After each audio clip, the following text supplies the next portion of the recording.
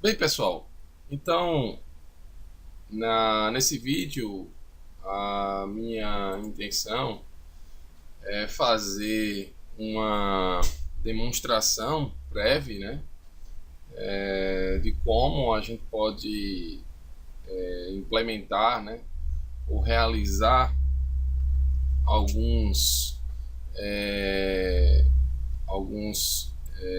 exemplos, né, de estatísticas descritivas multivariadas, né, usando o software R. Né?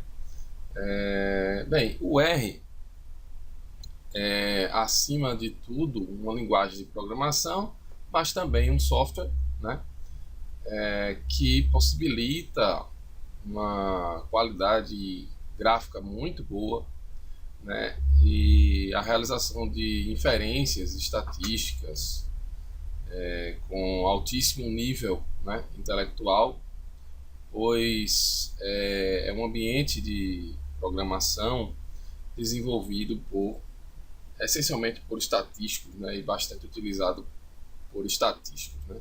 Então, a escolha do R vem em virtude da sua qualidade e praticidade de manuseio. Tá? Bem, então, para começar aqui, eu vou colocar aqui o site oficial, né, do R. Vocês podem digitar esse termo R Project org CRAM, que vocês vão ver o lugar para fazer o download. E aí, clicando aqui no download, vocês vão escolher um país, pode ser aqui Brasil, São Paulo mesmo.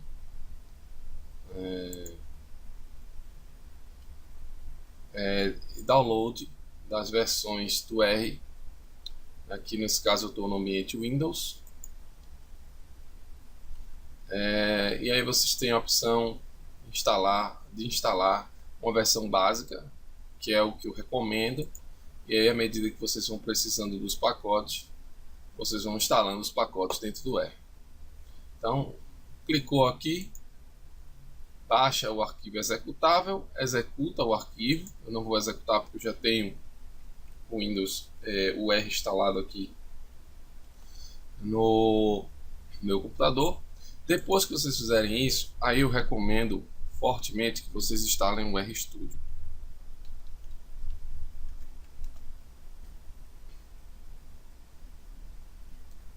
O RStudio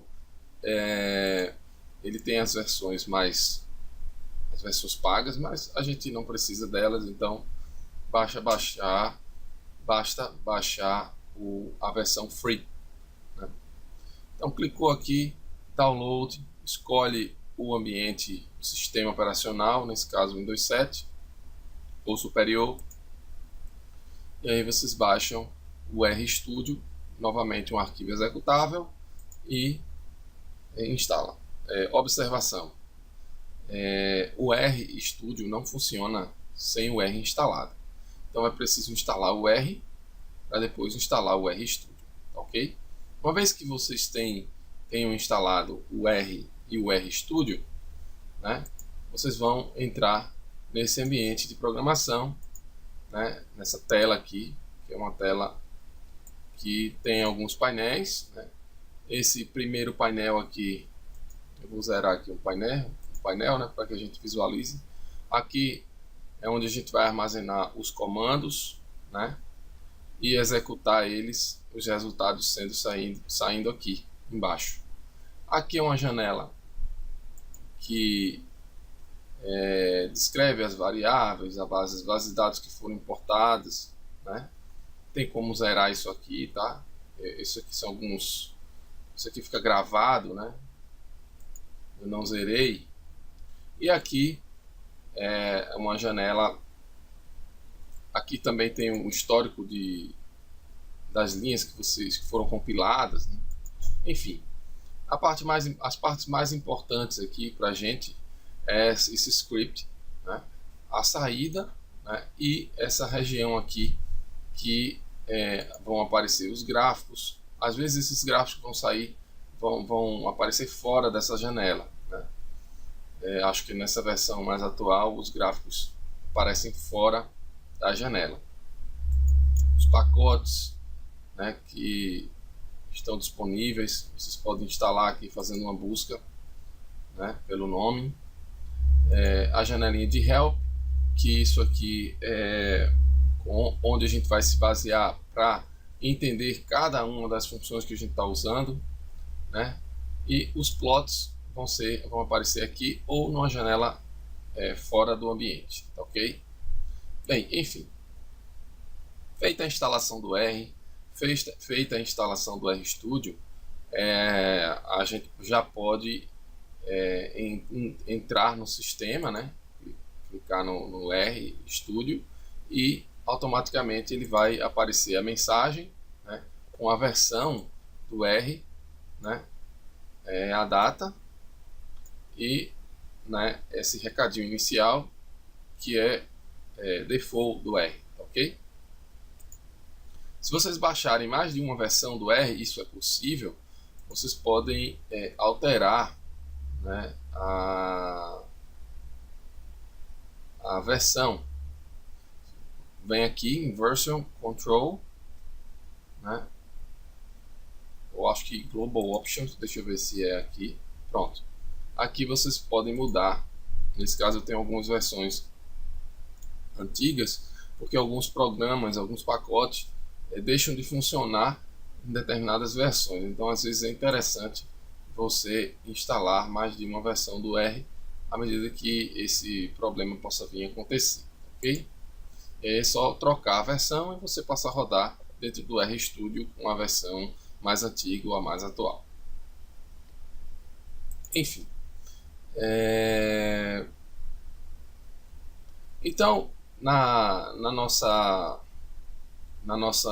aula, nas nossas aulas, né, nós usamos o livro do Hurdle, Applied Multivariate Statistical Analysis. É um livro interessante, né? E nós discutimos aí alguns aspectos de inferência, alguns aspectos de estatísticas descritivas no ambiente multivariado, né? E aí algumas coisas que a gente viu, né, foi os box plots, histogramas, densidades kernel, né, e os scatter plots.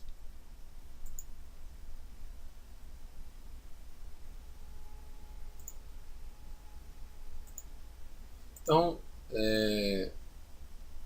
nas estatísticas descritivas,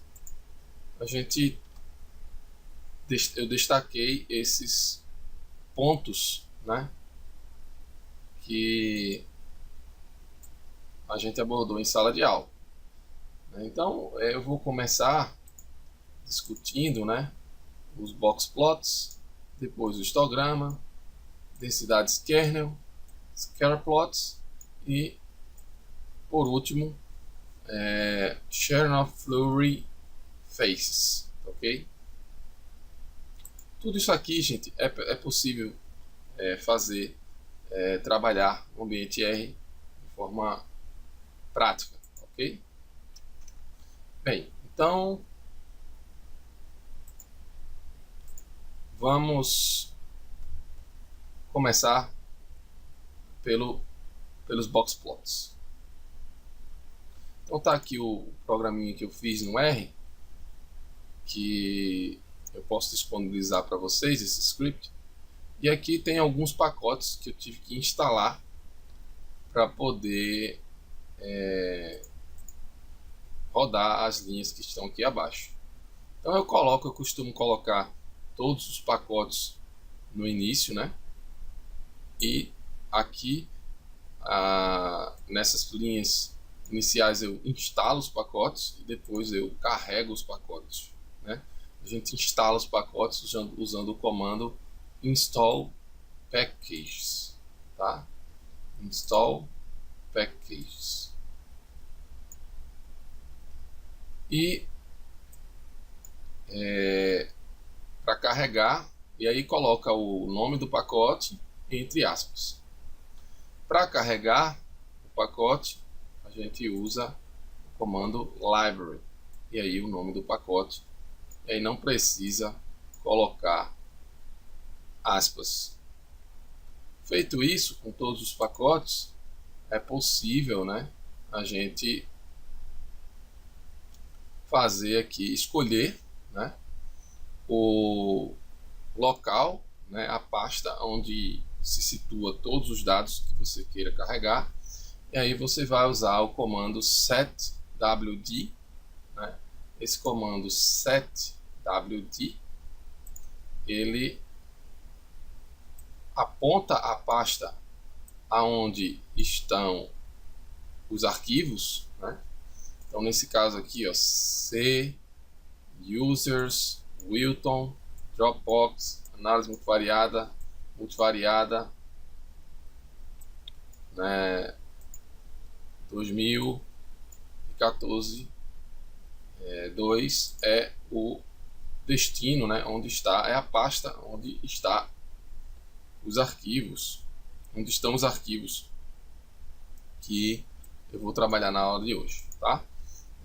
Isso aqui facilmente vocês podem entrar aqui na pasta onde estão os arquivos da escolha de vocês e copiar esse destino aqui, colocar,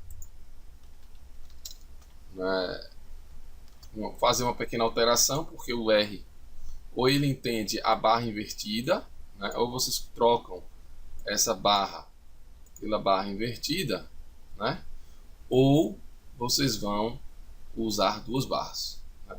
Então ou faz uma coisa ou faz outra. Então no R vocês vão ter que fazer essa alteração, né? Eu coloco duas barras, nesse caso aqui, ó, onde tem uma barra eu coloco duas barras, ou eu coloco a barra invertida, né? Então posso trocar também pela barra invertida. Então, nesse caso aqui, ele também vai entender.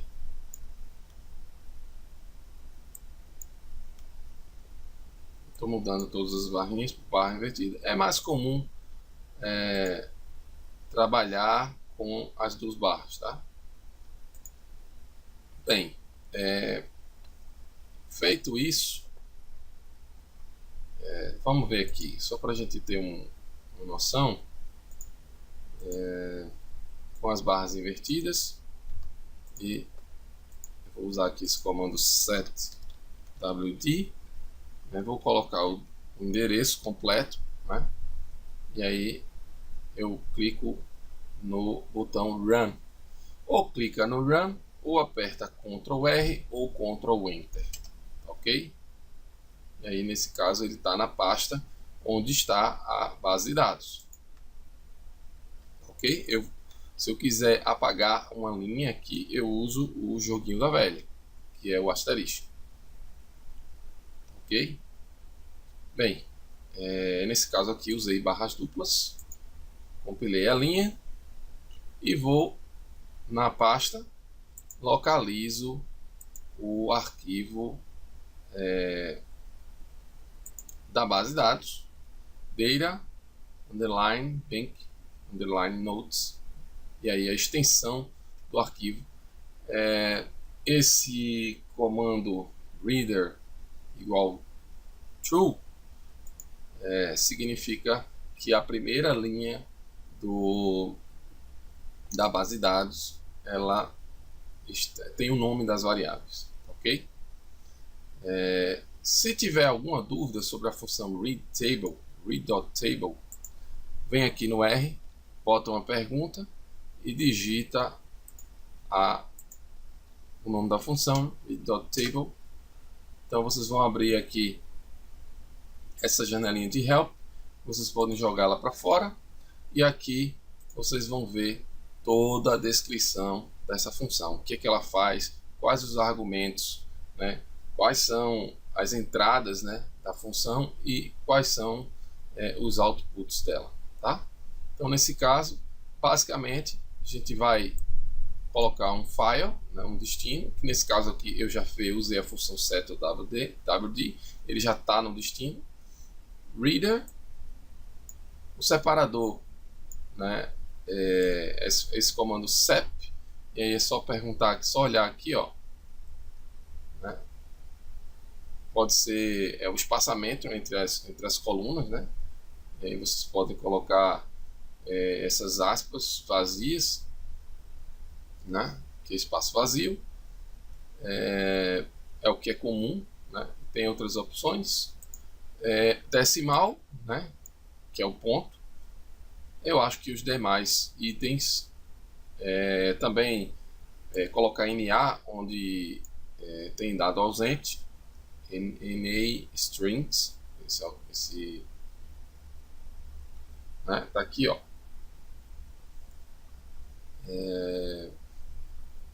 um vetor de caracteres, de strings,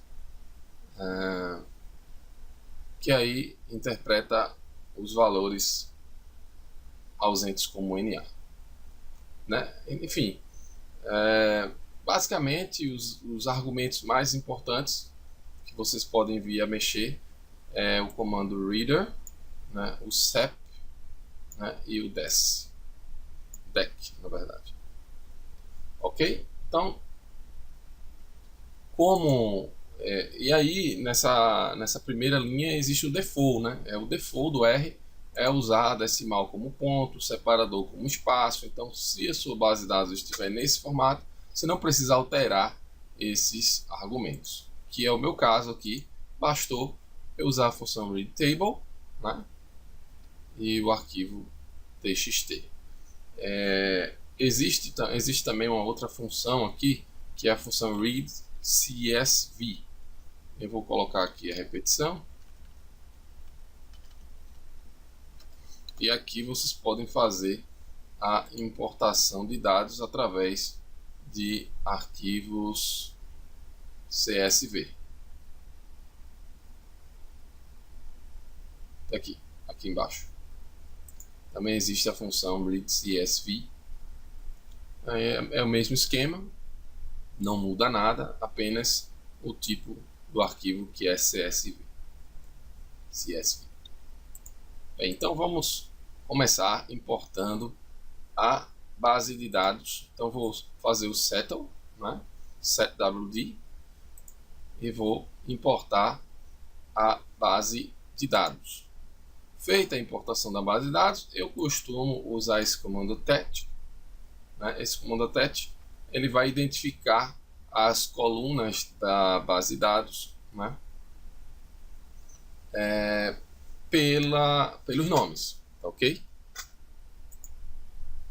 Bem, então, quando a gente faz a importação da base de dados, as funções readTable ou read.csv, elas vão retornar, né, um arquivo, né, uma base em formato data frame, né? Aqui eu usei o comando tet, né? Eu posso escrever aqui o comando head data one, que é o que eu denominei a base de dados, né? E aí eu vou ter aí o início das bases de dados. Esse comando head, eu posso dizer assim mais ou menos quantas linhas eu posso escrever. O default são as 6 primeiras linhas, mas quem tiver alguma dúvida, head, né, pergunta ao R, aqui a função head, né? A função head pega o x, né, e n, né, é o número de elementos que você vai mostrar. Então, se eu quiser mostrar, por exemplo, os 10 primeiros elementos dessa base de dados, eu vou digitar head data 10, tá, ok? Então aí tá as 10 primeiras linhas por variável. Então, nesse contexto aqui, nós vamos destacar aqui as variáveis. Eu estou trabalhando com a base de dados de notas bancárias, né, suíças, né? E nesse caso a gente tem algumas variáveis, né? E aí eu denominei os nomes das variáveis, né? Length left, height right, height low, inner frame lower, inner frame upper, diagonal, né? Então aqui tem uma breve descrição dessas medidas, né? Então são as notas. Está aqui uma nota bancária, né?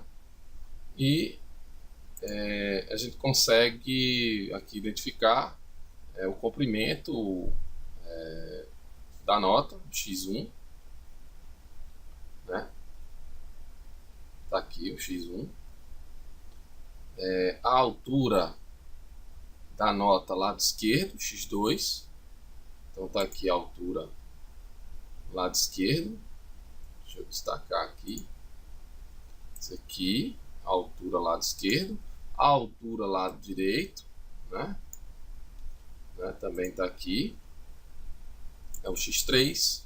A distância da frame, né? Da frame interna até a borda superior, a borda inferior, na verdade, e a borda superior. Então eu tenho aqui essa distância. Vou marcar aqui em vermelho. Eu tenho uma distância aqui, né? E tem uma outra distância aqui, né? Então são essas duas distâncias que estão marcadas aí por essas variáveis. E por último, o comprimento da diagonal da figura central. Então nesse caso aqui, nós temos aqui a medida dessa diagonal, tá?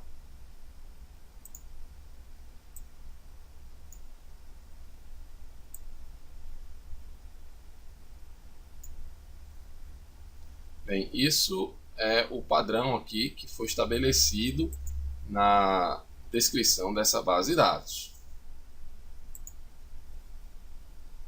Aqui está a base de dados já importada no R, né?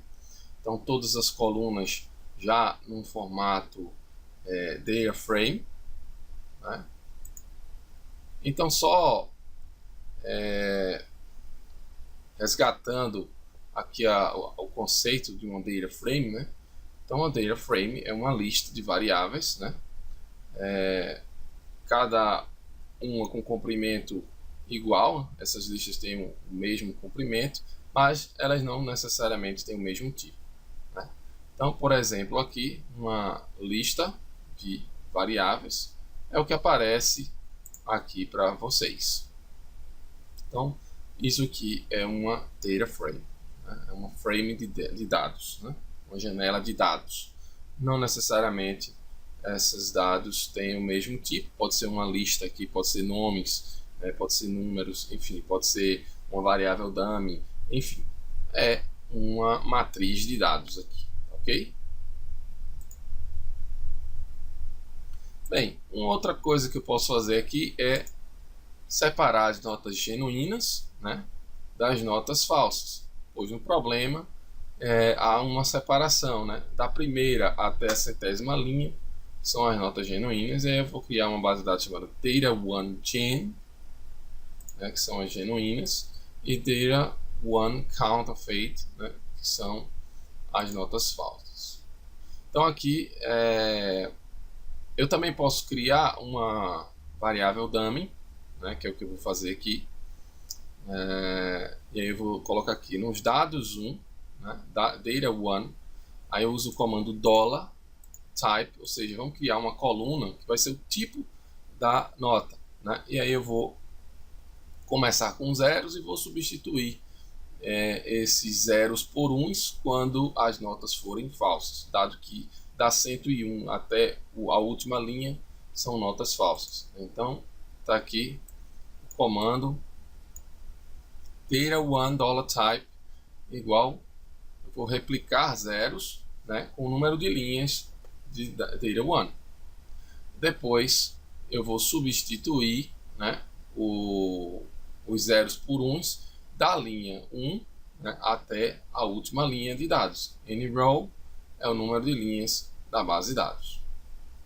Né? E aí eu vou pegar data1 $type da linha 101 até a última linha, né, igual a 1. E aí eu criei uma nova coluna, né? Vamos criar aqui na base de dados data1, né? E aí eu posso até imprimir aqui a cabeça dos dados, né? A parte inicial, aqui type, tem uma coluna chamada type, que vocês podem ver aqui, né? E está com, né, zeros, porque eu imprimi aqui as 6 primeiras linhas. Mas se eu imprimir aqui as últimas linhas, vocês vão ver que vai aparecer type igual a 1.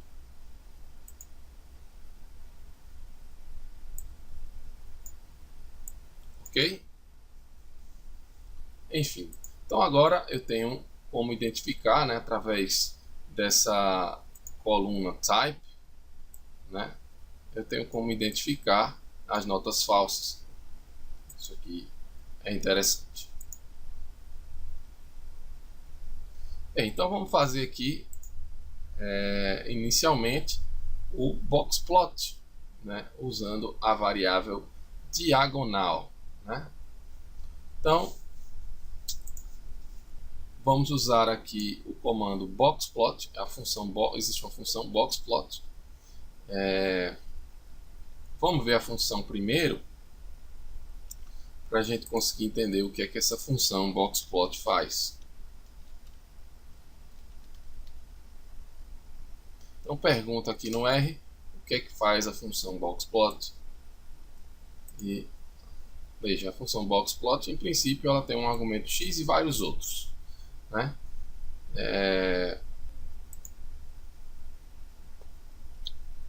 Esse argumento x, né, pode ser uma base de dados ou uma fórmula, né?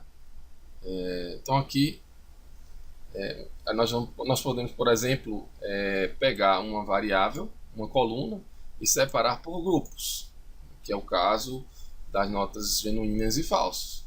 Então eu posso colocar aqui a diagonal, que é a variável, né, e separar por tipo. Tem uma coluna lá chamada tipo. Então ele vai fazer, né, na verdade, um boxplot por cada covariável.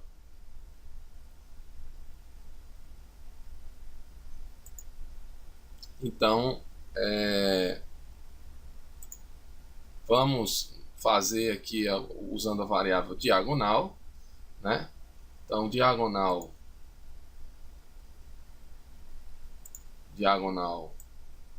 né, type, então o tipo da variável, se genuíno ou falsa a nota.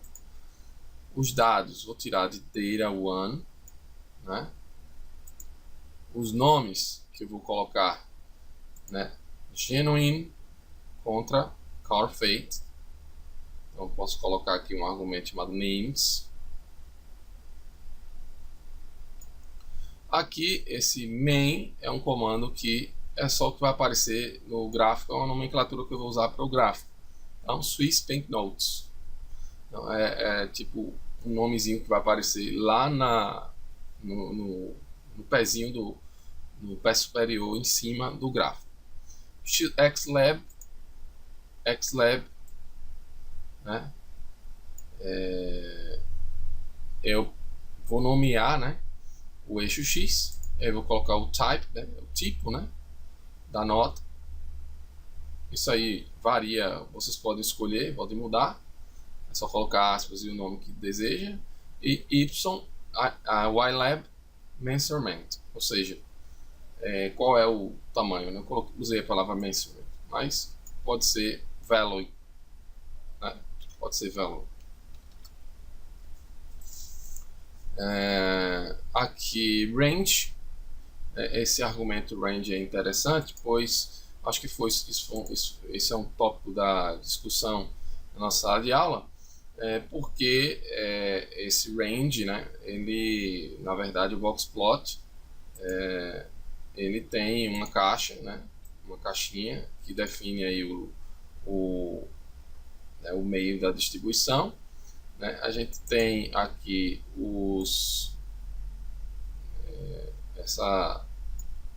essas margenzinhas que vão separar a caixa dos extremos, e algumas vezes, né, essas abazinhas, esses bigodes, eles vêm com aqui, em geral, coloca-se a mediana, né, e traceja-se a média ou o contrário.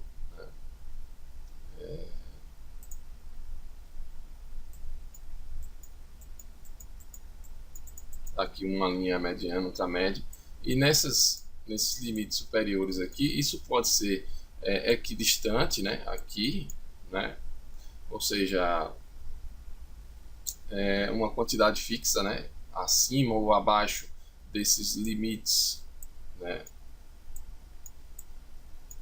que estão demarcados aqui. Aqui eu tenho 50% dos dados, né,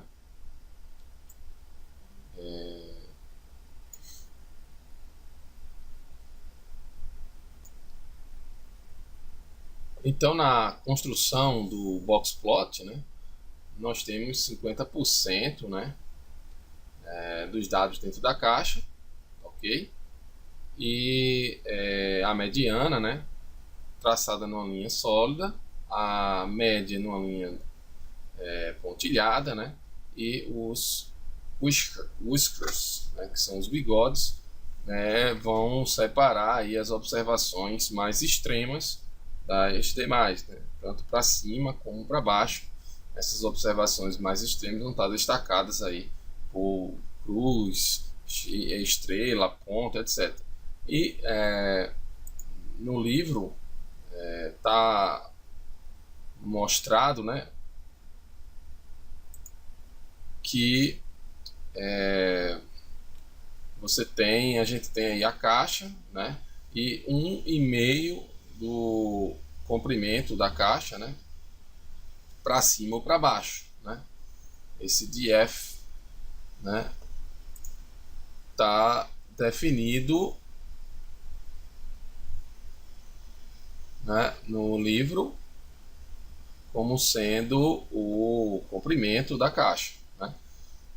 Enfim, no R a gente pode controlar isso aqui através desse argumento range, que por default é 1.5, né? Deixa eu abrir aqui.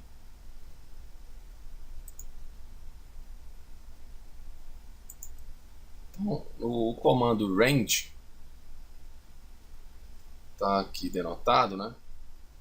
Então, se o argumento range é um valor positivo, né, aqui está escrito, né, que esses bigodes não se estendem mais do que os extremos, né, mais do que os valores extremos, né.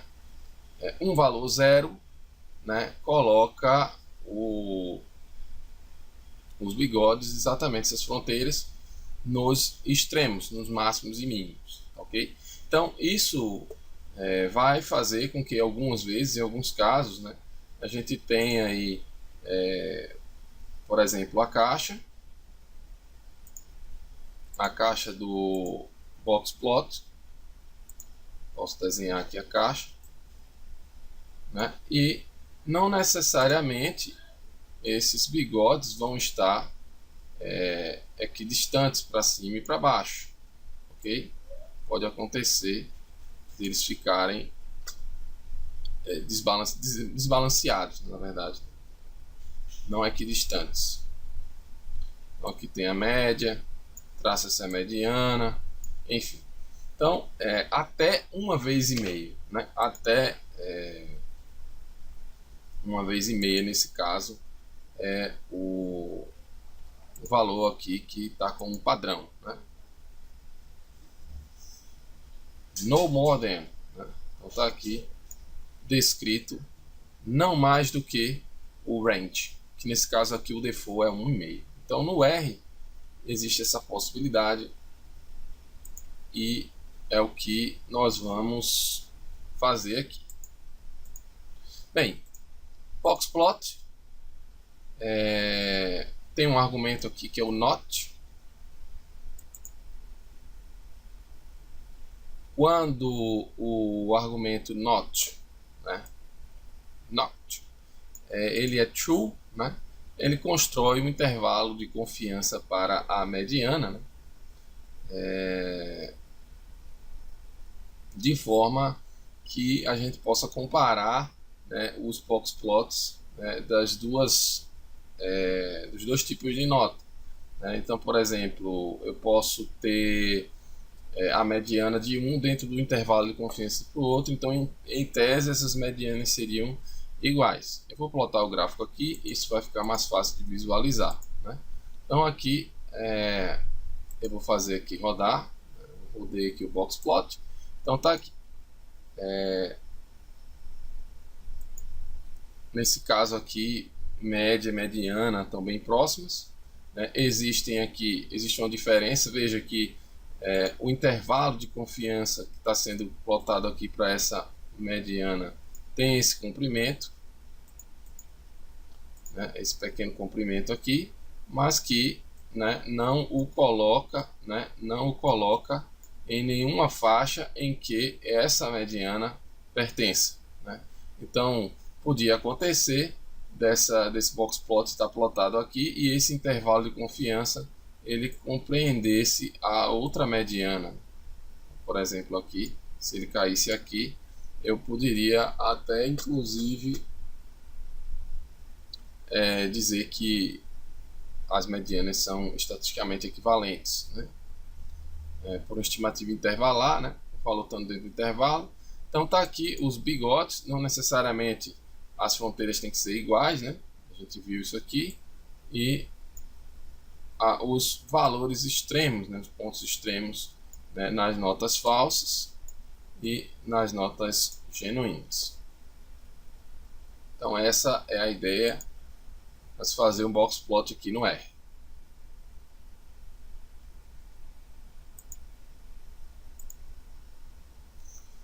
Feita a análise do boxplot, né, então como é possível verificar, existe claramente, né, uma diferença, né, uma distinção aí entre as notas genuínas, né, e as notas falsas, no que se refere aí no que tange a diagonal, né? Então, claramente a diagonal, né, praticamente se distribui em praticamente todos os valores acima, né, dos valores, né, quando a gente compara as genuínas, né, as notas genuínas com as notas falsas, ok? Bem, então uma outra coisa que a gente pode fazer aqui é tirar algumas estatísticas sumárias, né, de alguma das colunas, por exemplo, o comprimento à esquerda. Então vou pegar aqui um summary, né, a função summary faz esse papel, e aí eu tenho o mínimo, primeiro quartil, mediana, média, terceiro e máximo, terceiro quartil e máximo, né, valor máximo observado dentro da amostra, né? É importante ressaltar que esses valores são dentro da amostra. Eu posso usar a função sample apply, né? sapply, então vai aplicar a função média, né, na base de dados. Então, no caso aqui, notas genuínas, né, de 1 a 100, data 1 de 1 a 100. Então, eu vou fazer o sapply, a média, então calcula-se a média, né, por coluna, nesse caso aqui, ó. Vão aparecer as médias por coluna, né? Então, comprimento à esquerda, altura à direita, altura acima, né? Altura abaixo, né? Distância da frame na parte inferior, Isso tudo com as estatísticas médias. Você pode colocar também o desvio padrão, por exemplo, aqui é só trocar o min por ST. E aí vocês vão ter também os desvios padrões, né? Eu posso fazer isso para as notas falsas, né, e comparar as médias, né, das notas genuínas com as notas falsas. E aí nesse caso vou colocar aqui a média, os dados de 1 a 100 e de 101 até o final, né? Então aqui, por exemplo, a gente vai olhar essas duas partes aqui, né? Então você tem dos 2.1496 contra 2.1482. Então aqui não muda muito, né? Aqui, por exemplo, 129 contra 130, 129 contra 130 também. Aqui é onde começa a haver uma mudança, né? 8.30 contra 10, 10.16 contra 11, 141.51 contra 139, né? Essa coluna aqui vocês descartem, porque isso aqui são variáveis binárias. Isso aqui não tem muito interesse para a gente não, tá? Então, é possível também tirar essas informações facilmente. Também é possível calcular a matriz de covariância e a matriz de correlações, né? Nesse caso, a matriz de correlação passa a ser mais informativa, né? Eu posso usar o comando cov data1, então ele imprime a matriz de covariâncias e o mais interessante é olhar a matriz de correlações amostrais do ponto de vista linear, tá? Correlações lineares. Então tá aqui o que a gente vê, né? A gente tem aqui, por exemplo, a variável comprimento à esquerda, né? Contra comprimento à esquerda, a gente sabe que a correlação é 1. Mas aí você vai olhar todas as correlações dessa covariável com as demais, né? Então, dá para a gente analisar nas linhas, né? Olhando nas linhas, né?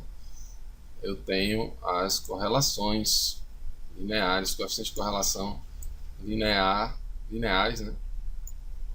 Por variável. Aqui, nesse caso, com a dummy não fica muito interessante essa informação, tá? Enfim, é possível também facilmente construir essa matriz de correlações amostrais de forma a gente desenhar aí as correlações entre as variáveis, entre elas, né? Quais são as mais correlacionadas. Então, aqui tem até uma correlação, vamos ver se a gente encontra alguma correlação aqui, 0,74, né, entre a altura à direita e a altura abaixo, né? Então dá para a gente calcular essas matrizes de correlação, matriz de correlações facilmente usando o R, tá? Também é possível, existe uma função que eu vou anexar para vocês aí no e-mail, né? É possível também usar uma função que detecta quais são as variáveis mais correlacionadas. Veja, ela não encontrou a função aqui, deu uma mensagem de erro, porque realmente eu não rodei a função para poder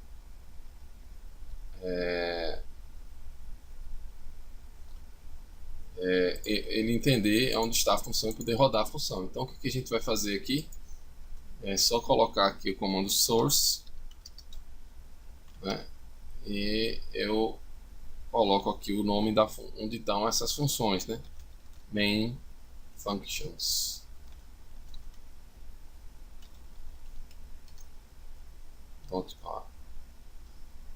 Com esse comando, eu acho que isso tem que ficar entre chaves. Deixa eu ver se vai dar certo. Então, com esse comando aqui, eu rodei todas essas funções que estão aqui, que formam uma base aqui, para eu fazer alguns cálculos. Isso aqui eu posso passar para vocês depois. Então, com esse comando source, eu compilei aquela janela, né, com os main functions. E daí eu vou encontrar quais são as 10 variáveis mais correlacionadas. Então tá aqui, descartando aqui a variável type, né, que ela não era uma variável dummy, né, mas rate right, rate low em primeiro lugar. A distância interna, né, da frame com a diagonal também tem correlação negativa forte, correlação forte e negativa. A distância interna upper com essa aqui descarta, né, com a dummy não tem muito interesse. A distância interna upper com a diagonal também, ó, é interessante.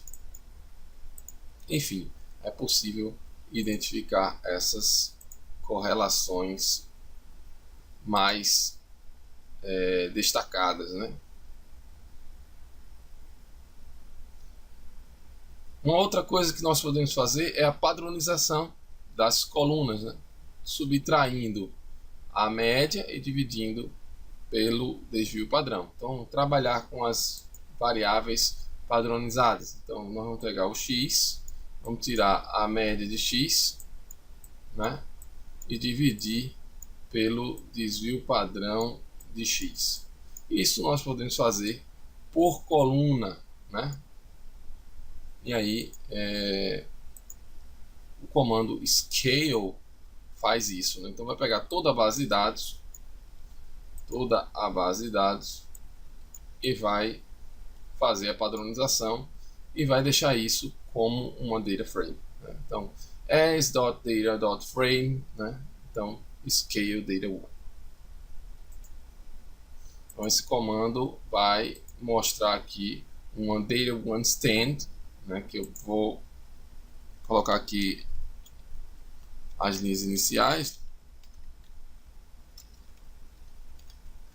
só para a gente ver as primeiras linhas das variáveis agora padronizadas. Isso às vezes é interessante, né? Às vezes você precisa trabalhar com as variáveis padronizadas, descartando também essa variável type, que ela não tem muito sentido de ser padronizada. Isso aqui a gente podia eliminar, né? Essa coluna acabei não eliminando, mas tudo bem. Então aqui as variáveis padronizadas.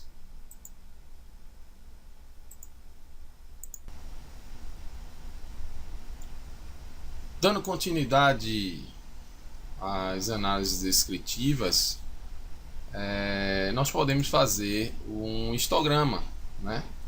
E aí eu vou considerar novamente a base de dados das notas bancárias, né, suíças, e vou usar a função TrueHist, né, do pacote mass.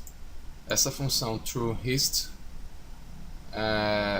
ela está no pacote mass, como eu já falei, né, e caso vocês precisem de algum conhecimento sobre os argumentos dessa função, né, para a gente fazer um comparativo do que foi feito em sala de aula, né? Então, por exemplo, eu vou perguntar aqui o R, o que é que faz a função TrueHist. Aí vai aparecer essa abazinha aqui e a gente vai ver aqui o que é que a função faz, né? Plota um histograma, ok, cria um histograma, né? E os argumentos, a base de dados, NBeans. Aí se você quiser saber o que é NBeans, né? É o número de bins, número de janelas, né?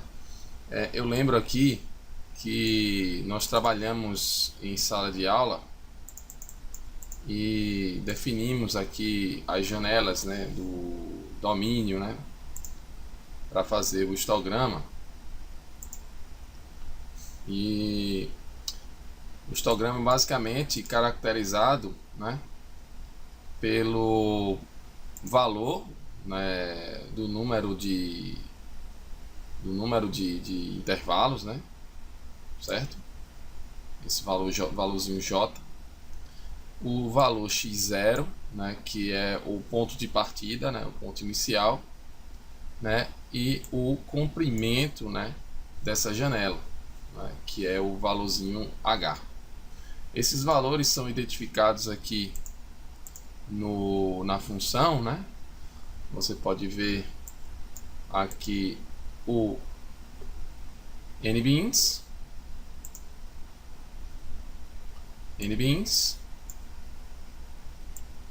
o valor h e o x0, né? Esses valores podem ser utilizados e modificados aqui nessa função TrueHist, ok? Na função também existe um argumento chamado prob. Esse argumento prob vai ditar como vai ser o eixo vertical, né? Se vai ser em frequências relativas ou em frequências absolutas, né? O argumento prob, né, quando true igual true, né, vai deixar o histograma com o eixo vertical em frequências relativas. Então é só fazer o prob igual true, né, ou coloca o t ou coloca a palavra true. Então, feito isso, o histograma vai estar na forma usual, ok? Que é com o eixo vertical contendo as frequências relativas. Xlim, né, é o limite do eixo x, tá? Também é possível limitar o eixo y usando o ylim, né? Enfim, xlab, a gente coloca os títulos, né, dos eixos, né? É possível trabalhar com esses argumentos. Também é possível fazer o histograma usando uma função hist, né, que é bem conhecida aí no R. A função hist, ela vai ter vai ter a mesma característica da função trueHist, mas a função trueHist eu prefiro utilizar, né? É da minha preferência. Bem, eu vou apagar essas linhas aqui, que eu acho que essa linha não vai contribuir em nada. Isso vai ser para a próxima etapa. E aqui eu vou fazer um ajuste de forma que eu estou fazendo o gráfico, né, do histograma os dados do histograma, né, são os dados das diagonais, as medidas diagonais, né, apenas considerando o conjunto de notas falsas, né. Daí eu estou colocando aqui diagonal, né, aí usando o comando which, né, os quais, né, os dados, né, $tipo, o type, né, o tipo de dado é igual a 1. E lembro que eu fiz aqui logo no começo, né, do vídeo, né, foi atribuído 1, né, aos dados referentes. Essa coluna de tipo, né, de type, ela foi atribuído valor 1 para as notas falsas, né? Então o gráfico que está sendo plotado aqui do histograma, ele é relativo ao conjunto das notas falsas, né? Então aqui usando o comando trueHist, a janelinha igual a 0.3, né, e um valor inicial para um x0 de 137.65, com o argumento prob igual true, né, a gente consegue fazer o gráfico do histograma que é o que vai aparecer aqui pra gente. Caso seja de interesse colocar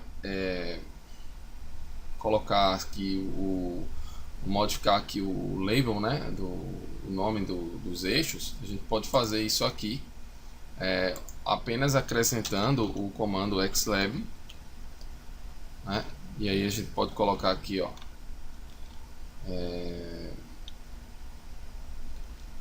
diagonal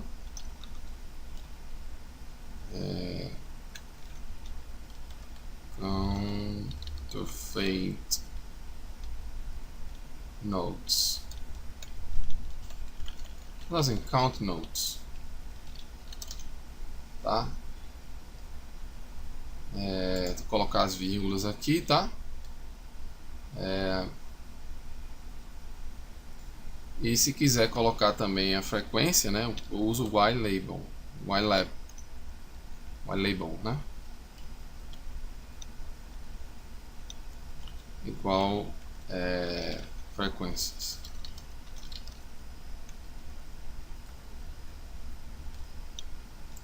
A gente pode ver como fica o histograma, né? E aí vocês estão vendo que aparece aqui, né, os textos que eu estou colocando. E veja que dependendo da janela que você usar, você vai enxergar ou não, né, essa bimodalidade nessa base de dados, né? É importante ressaltar isso. Vou aumentar aqui essa janela, por exemplo, para 0,9, vamos ver o que acontece. Vejam o que acontece, isso distorce bastante o histograma, né? E também um refino muito grande nessa janela também não é algo positivo, né? Pois também refina demais o histograma, tá ok? Então o ideal é algo que seja otimizado. Vocês podem inclusive deixar essas opções, né, nas mãos do próprio R, né, porque tem aí o default, né, para essas janelas. E talvez seja melhor não definir essas janelas e deixar a própria função fazer isso, pois provavelmente ela vai estar usando os valores mais corriqueiros, né, mais usuais. Então eu vou fazer o gráfico novamente considerando a janela de ponto 30, pois é o que está mostrado lá no material, né, que a gente trabalhou em sala de aula. E aqui vou fazer o gráfico, né, vou usar a função hist, vou fazer o mesmo gráfico usando a função hist, que no default não tá aqui o gráfico, né, da função hist. No default não estou usando o h igual 30.30, né? Se a gente quiser entender a função hist, ver como é que modifica esse h, a gente faz aqui o dúvida hist, né, interrogação hist, e vamos ver como é que a gente escolhe o h.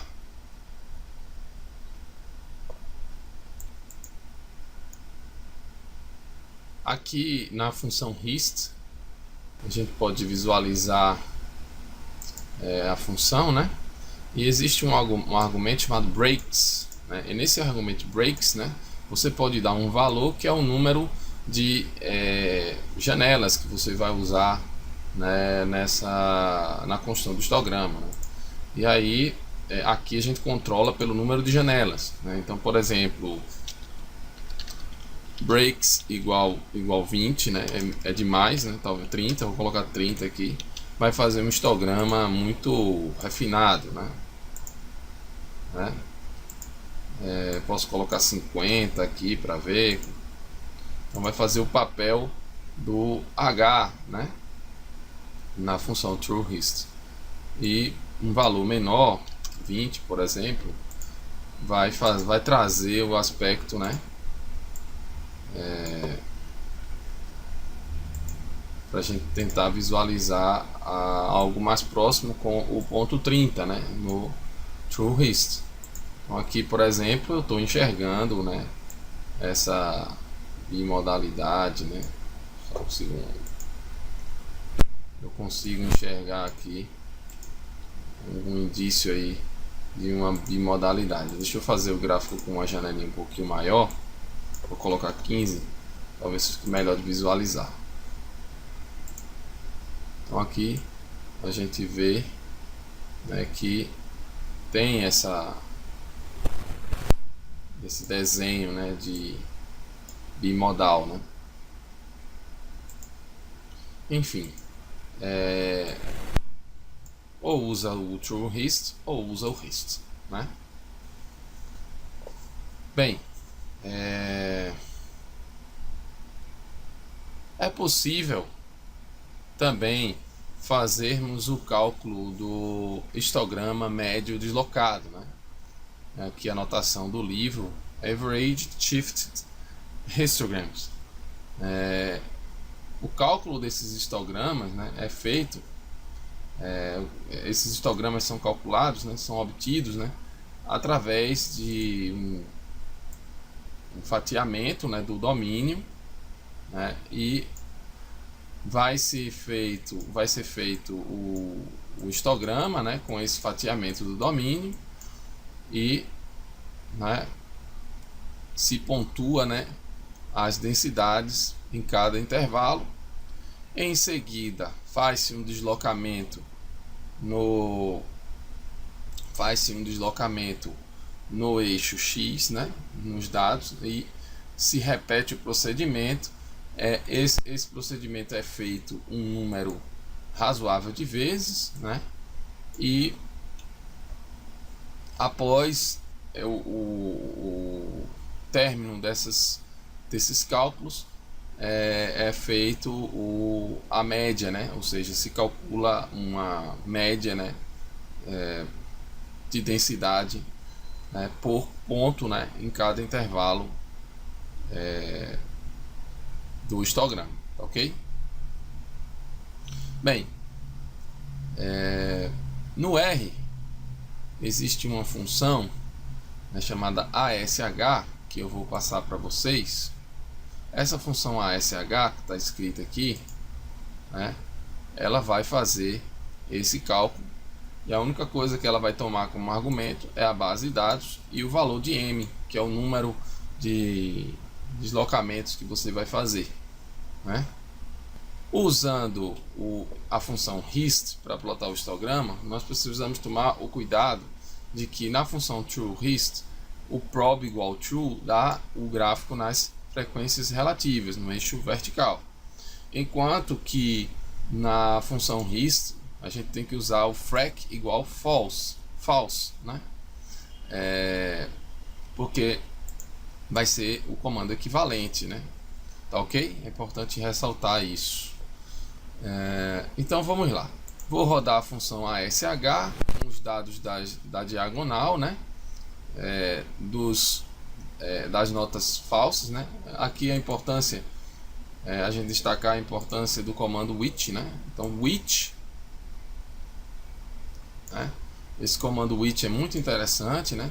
Então dados entre colchetes, which entre parênteses, aí a sentença, né, que você quer filtrar a base de dados, né? Então estou fazendo um filtro na base de dados, mas naqueles os quais a coluna type seja igual a 1, ou seja, as notas falsas. Bem, então vou fazer aqui, eu vou rodar a função ASH, que já está implementada no R, a função Hist, que vai fazer o histograma, né, usando as janelas da função ASH, e por último a linha, né, com a densidade estimada através de um gráfico, né, um gráfico que representa a média das densidades por histogramas deslocados, né? Quando eu uso o comando lines, né, lines, aí a gente pega o x, o y, né, do gráfico, e aqui é só um título, xlab é um título que eu vou usar diagonal. Pensem, na verdade o z, né, é o eixo x fragmentado, né, né, numa sequência de A até B, tá ok? E o FAS8 é justamente o vetor que vai conter as frequências, né, médias, né, por intervalo, tá ok? Por ponto, na verdade, isso aí vai ser calculado por ponto, né? Então aqui eu tenho o histograma, né, e a curva que representa, né, uma média, né, de valores de densidade por ponto, né, por ponto do eixo X,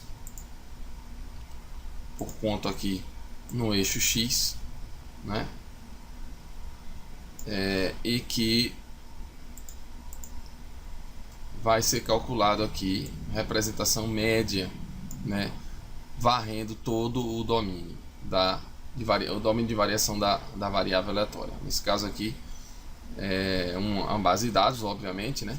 A variável aleatória seria a diagonal e a base de dados, os dados representados são dados de medidas obtidas, né, através de notas falsas. A estimação de densidade por kernel tem por base, né, tal como o histograma, né, o intervalo de domínio da variável ele é dividido em subintervalos, né, de comprimento h, né? Ou seja, nós temos um limite inferior, ou seja, o intervalo AB, né, ele é dividido em vários subintervalos, né, de comprimento h. E vamos imaginar que aqui eu tenha um pequeno intervalo, né, que vai de um xi, o intervalo i vai do xi menos o h, né? O xi fica no meio, né? E aqui eu tenho o xi mais h.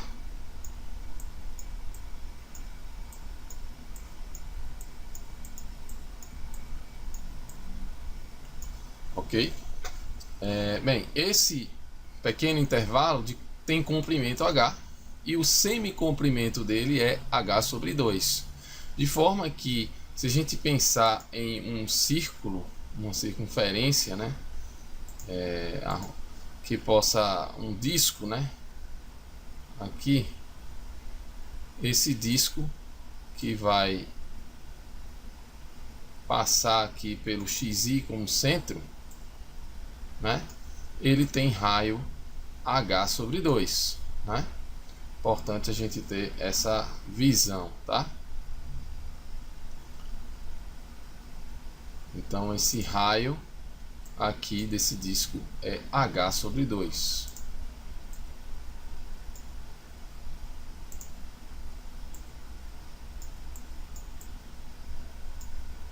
Tá, ok?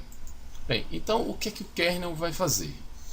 O kernel, na verdade, ele parte do histograma e usa funções suavizadoras para obter aproximações melhores que as obtidas pelo histograma, certo? Bem, então vamos em frente aqui. Como é que a gente pode pensar? A densidade kernel, né, num x qualquer, né, tá aqui o x, ela vai ser, né, vai localizar todos os elementos da amostra, que vão estar nesse intervalo, né, que vai de xi menos o h até o xi mais h.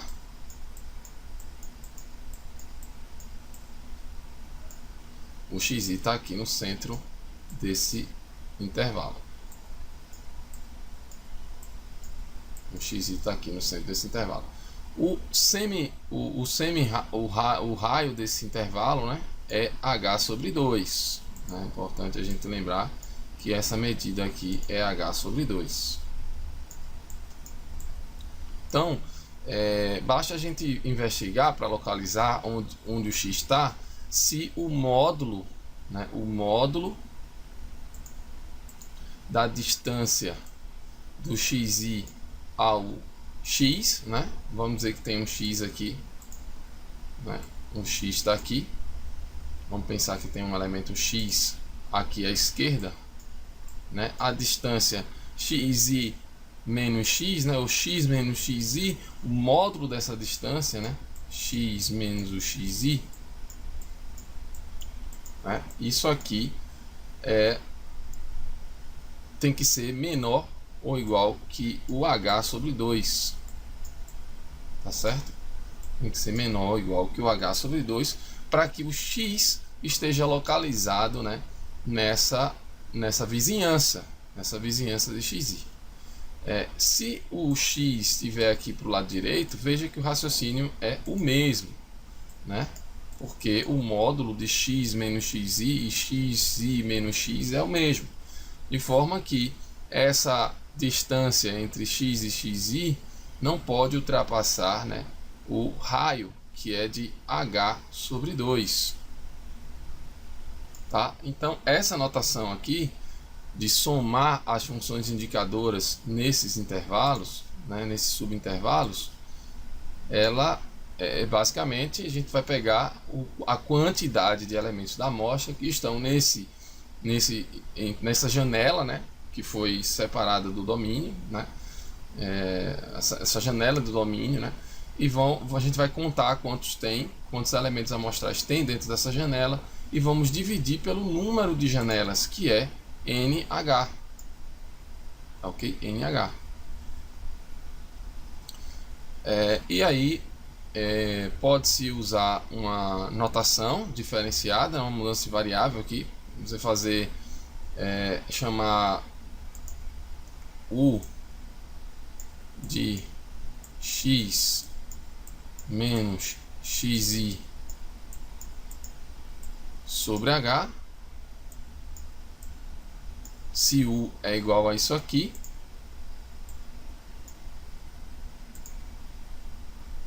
x menos xi sobre h, a gente vai analisar o módulo de U,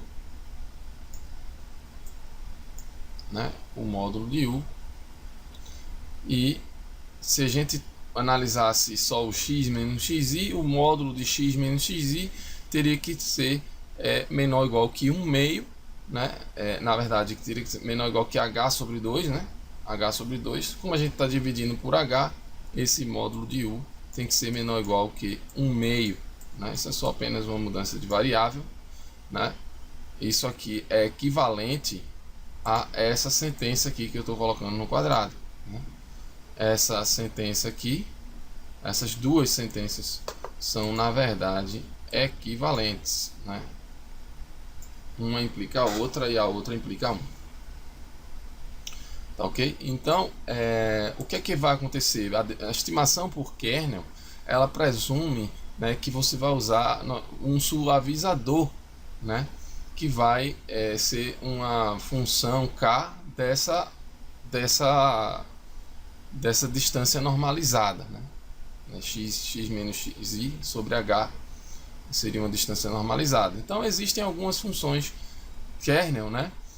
Algumas funções suavizadoras que podem ser utilizadas, né? K de U igual a 15 sobre 16, 1 menos U ao quadrado, tudo isso elevado ao quadrado, né? Vezes a indicadora de U menor ou igual que 1.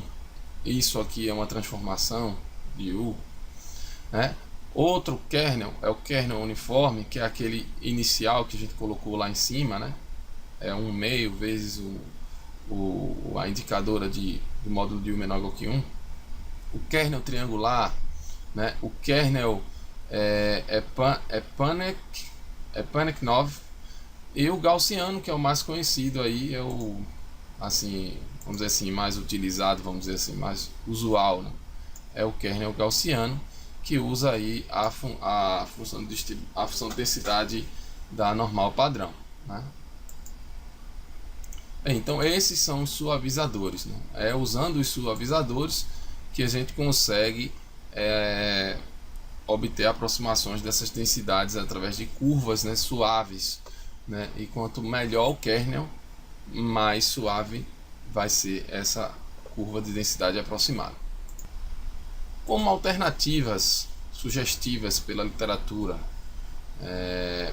da escolha do tamanho dessa janela de estimação para o kernel gaussiano, nesse caso, nós podemos usar essa primeira opção, né, que o H é 1.06 vezes o desvio padrão amostral, nesse caso, vezes o tamanho da amostra elevado a menos 1/5, essa é a primeira opção, ou a segunda opção, né, do H, que utiliza aqui, ao invés de 1.6, 0.9, ao invés do sigma, trabalha com, ao invés do sigma chapéu, nós trabalhamos com o mínimo entre o desvio padrão e a fração da distância interquantílica sobre 1.34, né? Então é esse mínimo,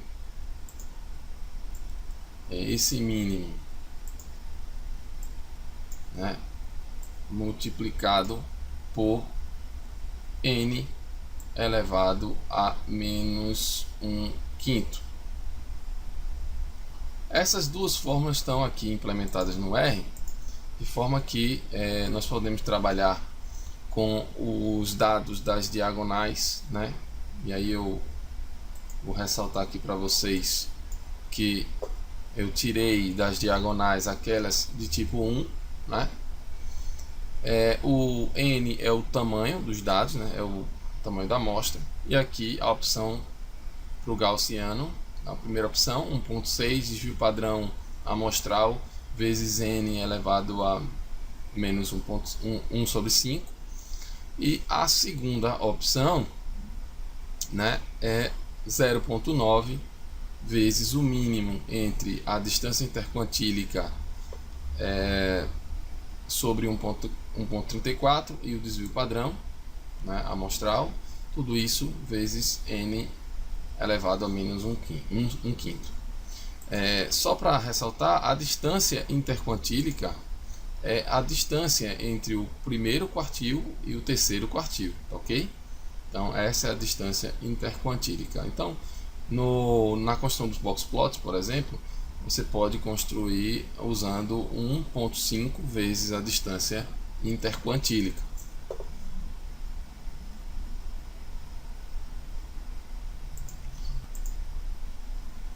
Partindo aqui para o R, né, eu vou fazer aqui a nomeação dos dados, né, vou chamar os dados, e aí vou usar a função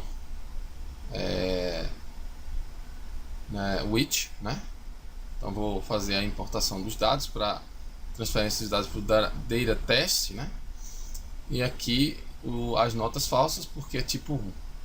Depois vou usar o H1, né, que é a primeira opção, com o desvio padrão e 1.06, e a segunda opção é trocando esse desvio padrão pelo mínimo entre a distância interquantílica sobre 1.34 e o desvio padrão amostral.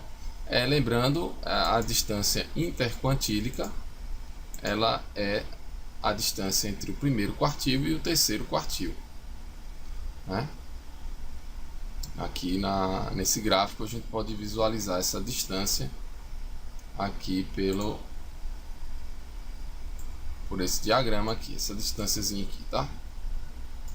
Que é exatamente o tamanho da caixa, né, do box plot. Então eu vou pegar os dados, colocar em data test, pegar o comprimento, né, o tamanho da amostra, o H1 e o H2, vou imprimir os dois. Veja que existe uma diferença, né, da primeira opção de H, que é mais simples, com a segunda, né? E depois vou fazer os gráficos, né, das curvas de densidade, observando aqui, né, que basta chamar a função density plot tensed data test. Isso é o default, é o gaussiano com a medida H2, tá? Aqui tá errado, H2, né? E aqui é com H1, é o BW, né? É só colocar o argumento BW na função density, e aí a gente identifica a janela, né? A opção de janela. Quem tiver alguma dúvida, pergunta ao R, density, e aí vai estar lá a opção BW, né? Que é o comprimento, né? Da janela, dessa janelinha H a ser utilizada, né? Ok? Então vou fazer o plot aqui usando o H1 e o plot usando H2. Então, com H2, a gente percebe que existe de fato uma suavização aparentemente melhor do que com H1, ok?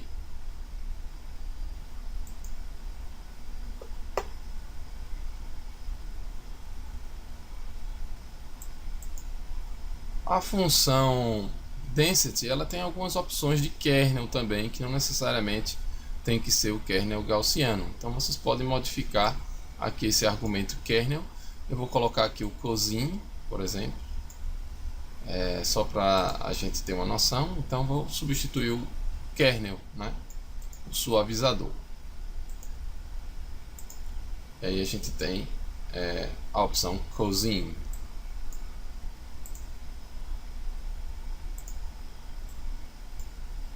Ok?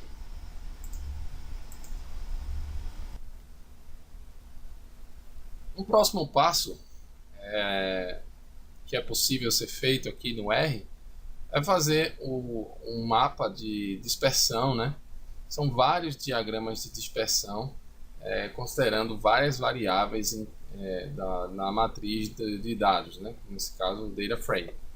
Então, o comando, essa função, ela é do pacote car, é preciso carregar o pacote car, aqui ó, já está carregado, né?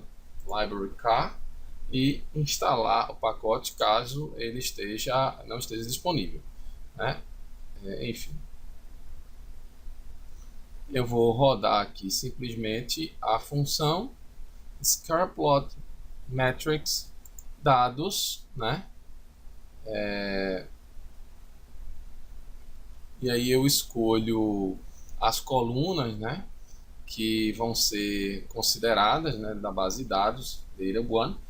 Só para a gente relembrar, eu vou imprimir aqui as primeiras linhas dessa base de dados data1.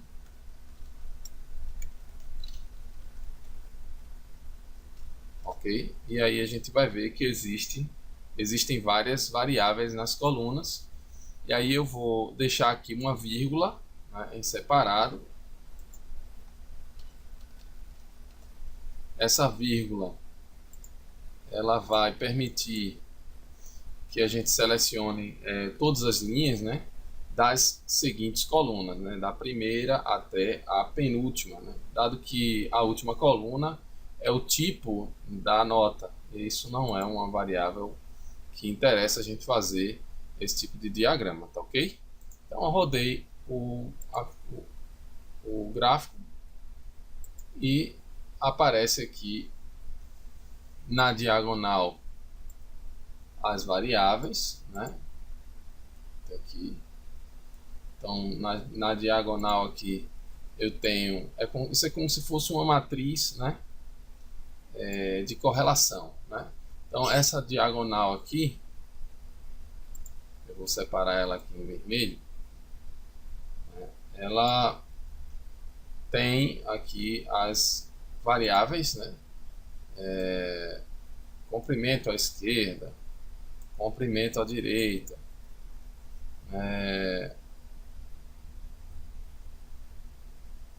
esse aqui não lembro o que deixa eu ver aqui, só um minuto. Altura abaixo, a distância do frame na parte de baixo, a distância interna do frame na parte de cima, né? E a diagonal. Então aqui está, então o gráfico, existem gráficos de dispersão.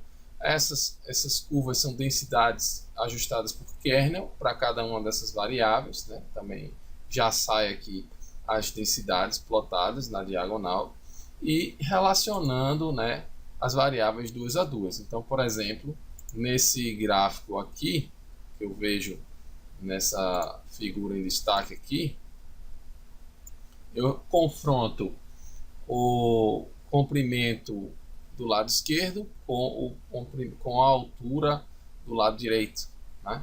Então existe uma relação positiva, né, provavelmente, entre essas duas variáveis. Então isso aqui é um painel que vai me dar mais ou menos assim como que essas variáveis se relacionam. Então, por exemplo, aqui a variável comprimento à esquerda juntamente com a distância interna na parte inferior, elas têm aqui, parece, uma relação aqui levemente inclinada para baixo, né? Mas tem alguns casos que nós podemos observar, inclusive, separação, né, entre as variáveis, entre conjuntos, por exemplo, aqui, ó, que aí pode ditar aí notas falsas ou verdadeiras. Por exemplo, aqui, ó, distância interna na parte inferior e a diagonal. Enfim, essas retas que vocês estão vendo aqui são retas obtidas por mínimos quadrados. Simples assim. Isso aqui, ó, são os gráficos de dispersão 2 a 2, né? E ajustando aqui nas diagonais as densidades kernel por variável. Então, essa figura aqui que confronta o comprimento à esquerda, né, no eixo X e a altura à direita no eixo Y, né, nesse outro gráfico, né, a gente tem exatamente a altura, o comprimento à esquerda no eixo Y e a altura à direita no eixo X, né? Esse é o gráfico de dispersão, a matriz de dispersão pode ser obtida aí facilmente usando a função scareplot matrix do pacote K aí do R. Essa função aqui, se vocês tiverem alguma dúvida, eu estou usando assim smooth igual F false, né? Porque justamente eu não quero que ele ajuste a curva, né? Em vez de ajustar uma reta de regressão, ele ajustaria uma curva com base aí em aproximações polinomiais, por exemplo. E aí eu não quis, eu coloquei false. Focando aqui em duas variáveis, né, que é a distância interna, a distância, né, da frame interno na parte superior contra a diagonal, a gente pode ver, como foi discutido em sala de aula, que existe aí uma disjunção, né, entre esses conjuntos de dados, onde provavelmente um está muito correlato com notas verdadeiras e o outro com notas falsas. Essa reta aqui que eu estou traçando, que está subdividindo esses conjuntos, mas uma futura aula a gente vai ver que isso pode ser traçado por um indicador que pode ser obtido aí através de componentes principais, né? Rodando o gráfico e a linha inferior, eu vou identificar, né, em vermelho as observações com uns e zeros. Então, como foi observado, né, existe de fato um conjunto, né, maior aqui acima, né, onde comporta a maioria das notas verdadeiras, e um conjunto aqui também maior, e que comporta todas as notas falsas. Ok? E aí, como eu tinha falado, pode haver um indicador que separe essas, que identifique, né, um score que identifique isso. É possível fazer um gráfico tridimensional, né, também, onde a gente consiga visualizar, né, em 3 dimensões aqui 3 variáveis, né, distância interna na parte superior, distância interna na parte inferior, o eixo aqui, o eixo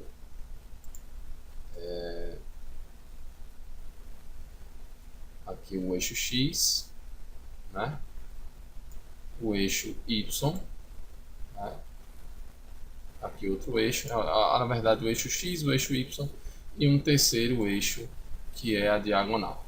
E aqui também a gente consegue encontrar aí conjuntos, né? Podem estar aí representando partes, grupos, né? Clusters, por exemplo, né?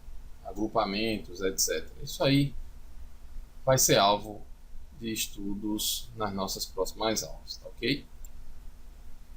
E para fechar essa sessão, as Chernow faces, que também conhecidas como Chernow-Fleury face, né? Então, que está aqui no pacote do R, esse pacote indicado aqui, tá ok? E também é possível investigar os argumentos da função, né? Várias coisas aí que podem ser identificadas, mas basicamente usando o default, né? Aqui o tipo da face, usando o argumento face.type da observação 90 até a observação 110, tá ok? Então aqui facilmente, fácil de resolver aí no R. Então claramente aqui a gente vê que existe, né, um padrão, né, das notas, né, quando elas são verdadeiras, né? Então até a centésima a gente vê que existe um padrão e depois esse padrão ele é modificado, né, quando a gente visualiza aí as notas falsas, ok?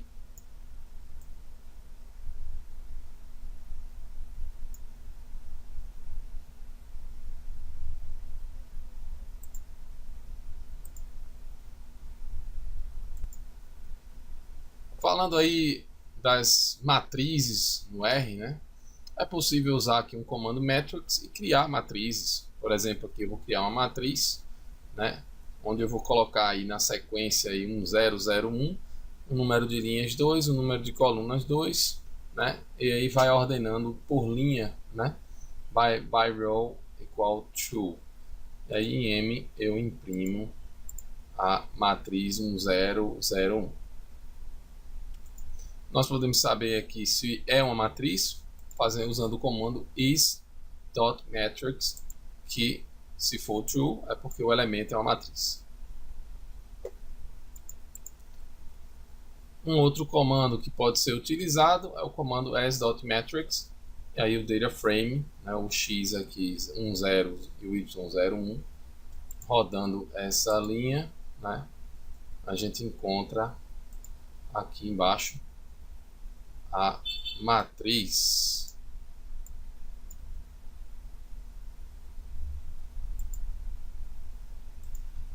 O comando diag, né,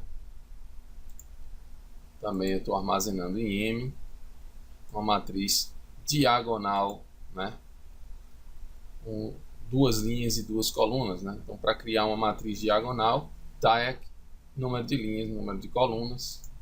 Aqui n igual a 10, vou fazer uma matriz diagonal com 10 linhas e 10 colunas. Está aqui projetado aqui embaixo. Eu vou destacar aqui uma matriz diagonal com 10 linhas e 10 colunas. Todos os elementos da diagonal são unitários.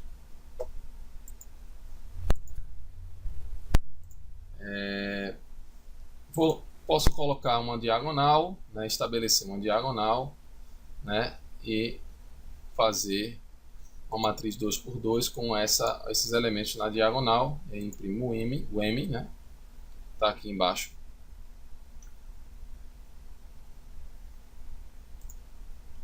impresso aqui embaixo.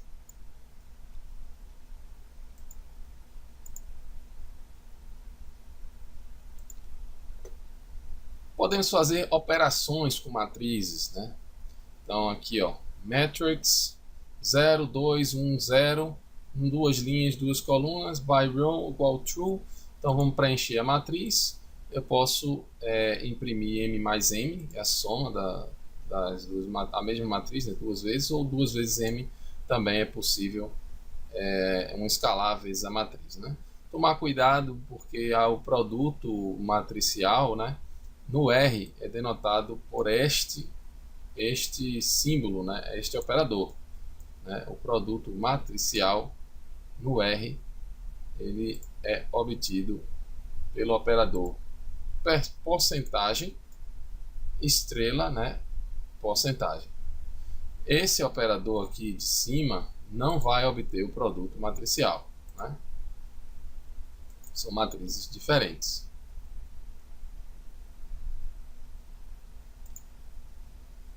Eu vou imprimir a matriz M, né? Só para a gente ver aqui como é que é essa matriz. A matriz M 0210, né? E a matriz M vezes M, né? 0410, né? Que é pegar cada elemento aqui, 0 vezes 0, deu 0. 2 vezes 2, 4. 1 vezes 1, deu 1. E 0 vezes 0, deu 0. Então, isso aqui não é um produto matricial. O produto de M por M vai ser dado por esse símbolo, né? Esse operador, né? Que é o operador da multiplicação matricial no R. E aí, nesse caso, M ao quadrado é essa matriz aqui, tá? A transposição de matrizes, né, também é possível fazer usando T, a matriz, entre parênteses. Então, a transposta de M. Eu posso calcular a inversa usando o comando solve, né? Aí eu calculo a inversa. E aí eu posso pegar aqui a inversa vezes a M e ver o que acontece, né? Será que isso é igual a diagonal, né? A matriz diagonal com N linhas, o número de linhas e o número de colunas correspondente, né, ao número de linhas e colunas de M. Então está aqui esse solve vezes o M igual tudo verdadeiro, ou seja, checou, ou seja, a sentença é verdadeira. Autovalores, né? Então, dado uma matriz M, vamos calcular autovalores e autovetores de forma simples. Então, aqui é a matriz M, eigen, matriz. Aqui já sai os autovalores, né? 4.23 e menos 0.23, e os autovetores aqui nas colunas, né, da matriz de autovetores.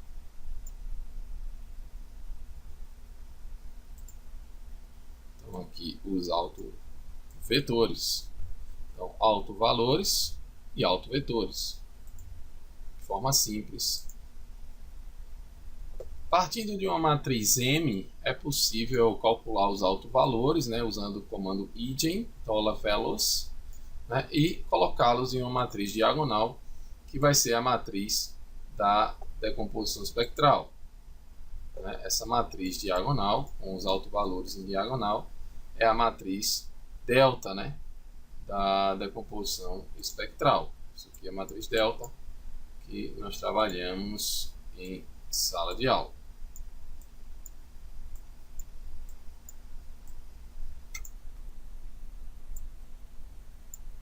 Essa é a matriz delta.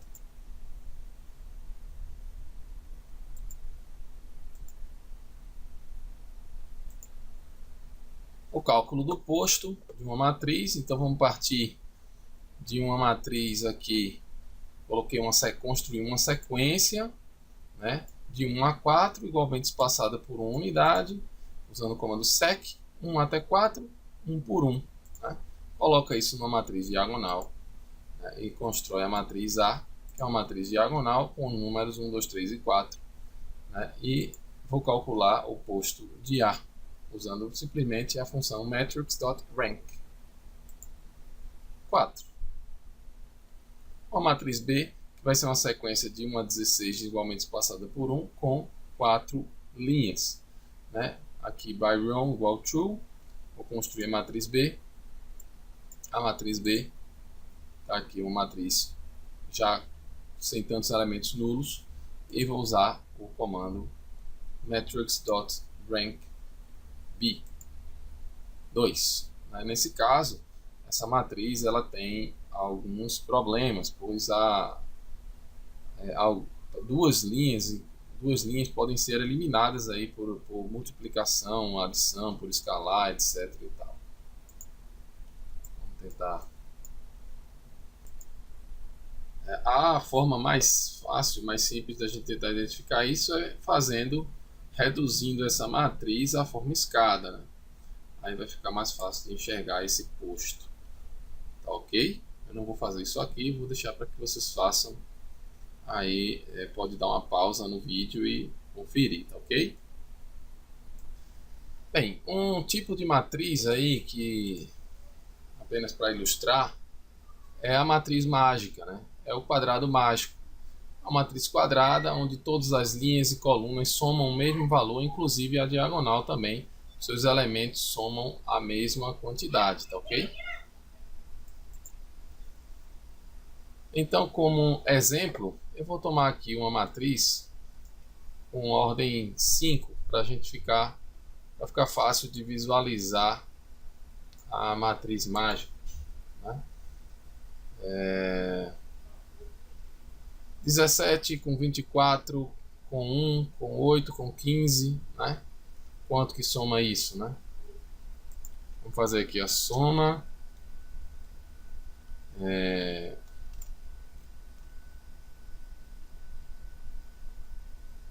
Magic 5. Vamos pegar aqui linha 1, todas as colunas, tá? 65. Aí vou fazer a mesma coisa aqui para coluna 1, todas as linhas, 65. Eu posso pegar aqui também a diagonal dessa matriz, né? E obter também o mesmo 65. E aí vamos calcular o rank o posto dessa matriz, deu 5. Bem, usando aqui o arquivo fonte que foi passado, que vai ser passado para vocês, que contém as main functions, né? Aqui tem uma dessas funções, né? Calcula o traço da matriz, né?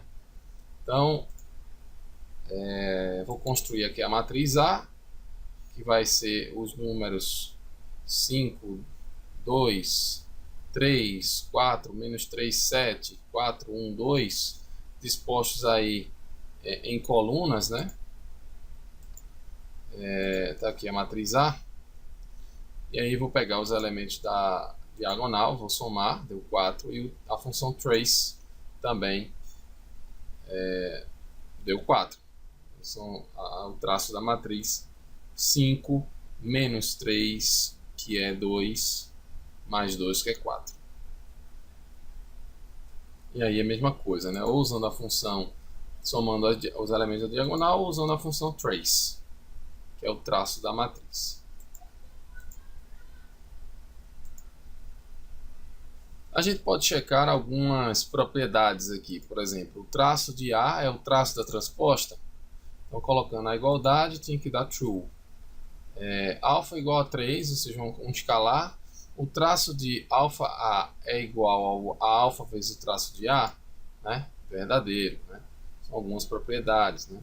O traço de A vezes B é igual ao traço de B vezes A, né?